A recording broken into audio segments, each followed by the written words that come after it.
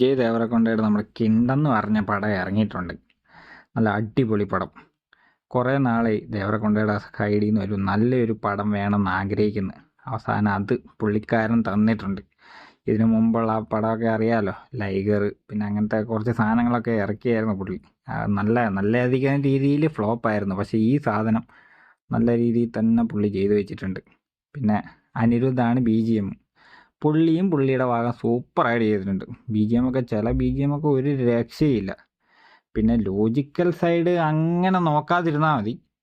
ഇതൊരു ടൈം എടുത്ത് സ്റ്റോറി പറയുന്ന ഒരു വേൾഡ് ബിൽഡിങ് സാധനമാണ് ഇതിനകത്ത് പിടിച്ചേക്കണത്. അപ്പോൾ അതുകൊണ്ട് ആരും ഫുൾ മാസ് പ്രതീക്ഷിച്ച് പോവാതിരുന്നാൽ മതി.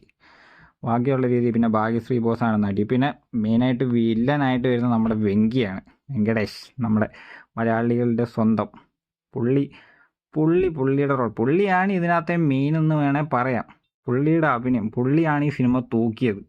വേറെ ഒന്നും പറയാനില്ല പുള്ളിയുടെ അഭിനയത്തെയൊക്കെ പറ്റി.